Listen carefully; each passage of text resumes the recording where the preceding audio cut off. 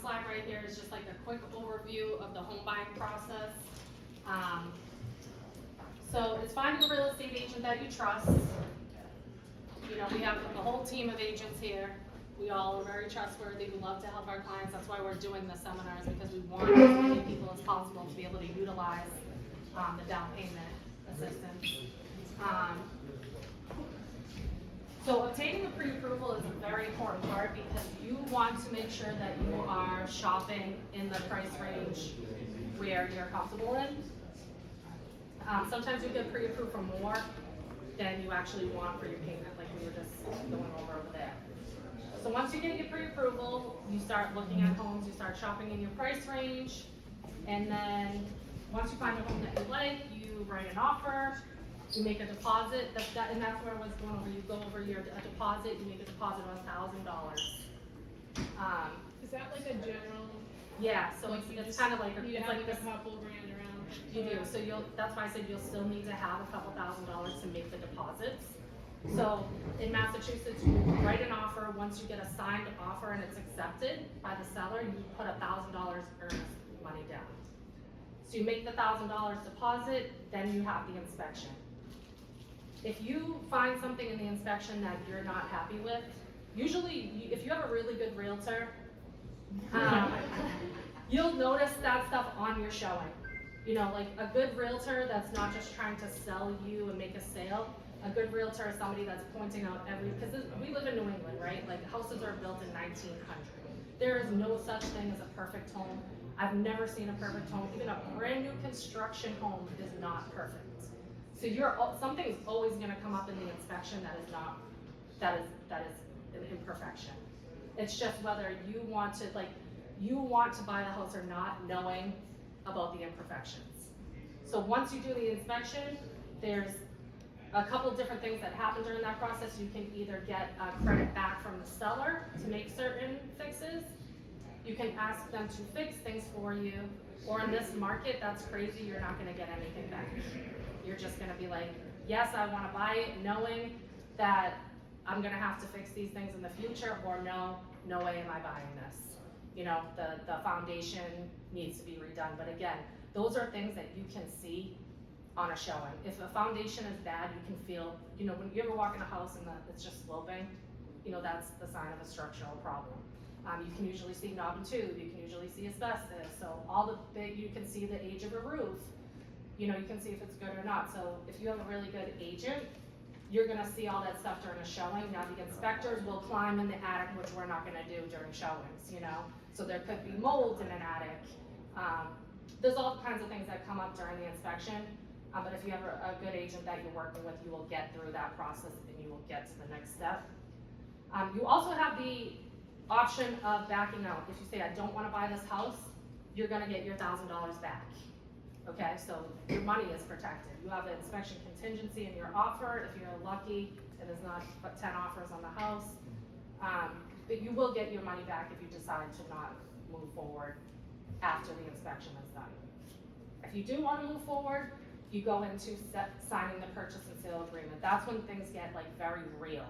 It's a 10-page contract. Once you sign that, just know in your heart that you want to move forward, because once you sign that contract, you are in a real legal contract. That's when you're putting that second deposit up, and that's when the bank is really going to start rolling on their process. Once purchase and sale is signed, the bank is going to say, okay, we want updated pay. They're going to ask you for the same things they asked you for in the beginning, and it's not to be repetitive.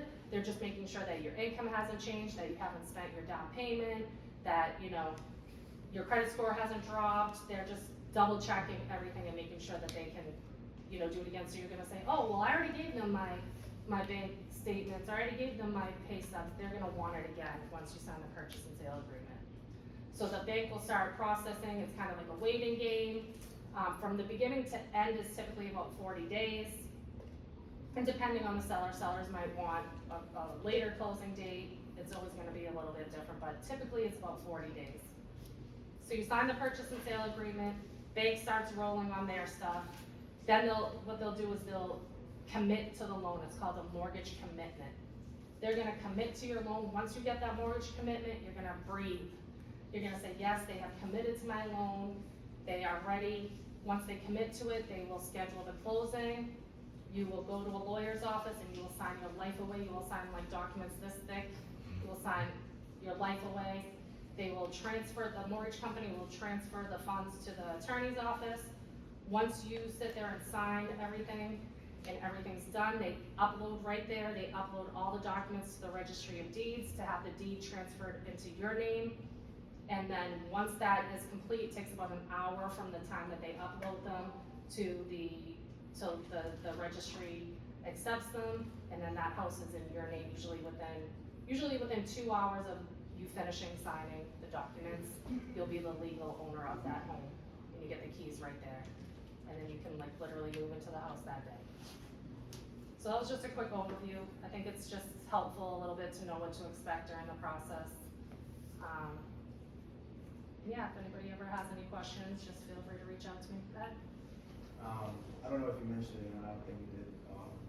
Where on that web do these grants fall in?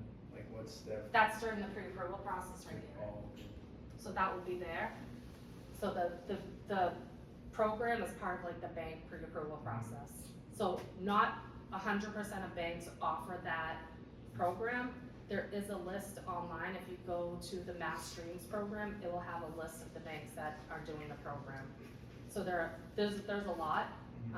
You just have to make sure you use one that does have the program, and we can help refer you to anybody that is doing the program, like Joe does it. I was just gonna say, he's Yeah, doing Joe. it right. Exactly. So you don't have to use mass housing? No, it's the bank that's gonna actually like kind of, you're gonna have to go through that, remember the first step he had you do to see if you qualified? So once you print that certificate saying that you qualify, you give it to the lender, and then they're gonna make sure that, they're gonna work with Mass Housing to get the funding. Like, you don't have to do that, the bank's gonna do that. They'll tell you what to do, like, oh, Marquise, you have to take this course. And once you complete that, print out the certificate and send it to me. There'll be like requirements, but they'll tell you what to do, and they'll direct you. Like, every step of the way, you're never gonna be like, oh, what do I do? Somebody's always gonna be there to help you and tell you like what to do. Have you ever seen one of these programs come and go before? You know how long, or do you have any real guess at how long Yes, it lasts? I've had a couple people use programs like this. The only difference was you have to pay it back when you sell a house. Yeah. Right. The difference between the program that they're offering now is you don't have to pay it back. So there are tons of programs out there like this every day. They just literally, and they like I was telling somebody, I sold a lady's house, she lived there for 30 years, and when I sold her house, they wanted, like, she had got a $2,500 first time home buyers program 30 years ago, and it was still there. Like, they wanted their $2,500. Like, it's like they put a lien on your property. At that point, it's You know, like, so yeah, like she was like, she owned the house and she was like, whatever, but 30 years later, they wanted that $2,500 back. So there's a lot of programs out there. They just come and go.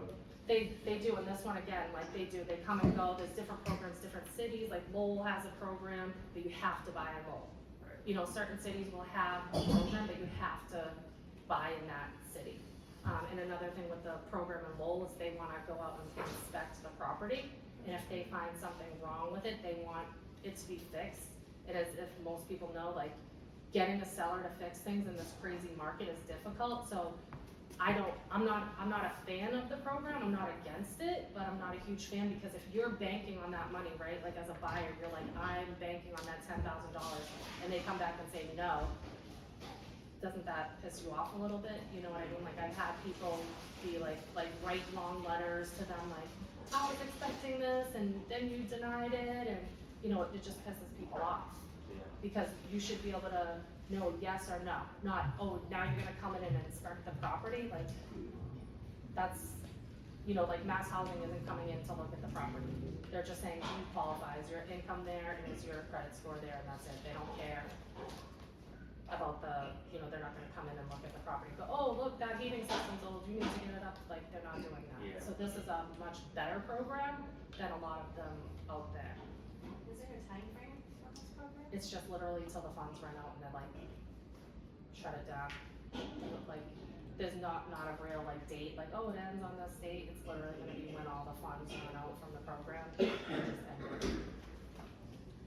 They did this program they did it for the 29 cities that got hit most by COVID, they said. So that's why this program came out, was saying that a lot of cities got hit hard by COVID. So that's what this one is about. But it is really good. I mean, if you fit within that income requirements, like go for it, try, why not? What are the income requirements? I don't even think email us, I know, but I think this is for It's like similar to Middlesex, cause the Essex is in there, Essex. but I don't think we saw Middlesex. No, we didn't see I Middlesex. didn't either, I don't remember. I don't think seeing it's it on either. there. There, It's Oh. only Oh, for it's right that, there, on the right hand. but that's not the same thing though, is it? I don't think it is. Yeah, it is. This is the Mass Streams program, so this is the grant. But 100% of your household, you can't make over 133,000 or, see, I'm not a bank, so I don't know. It's like household, even if it's just one person. Right. But it makes sense because if you have a really high income, they're not trying to help And people that's- that have, where you're buying, that's, no, that's where you currently live. where you currently live, you have to live, In one of those. In one of these. So that would be. but then if you where buy you're in one of the these, subject. yes. So that's why there's like so many different Yeah, I factors. guess. It does get overwhelming and a little confusing because there's just so many Rules. different rules. Like, they don't make this easy kind of on purpose a little bit, but that's why we're here to just try to give as much info as we can and help as many people, even if we help 5 people get this program, that's great, you know?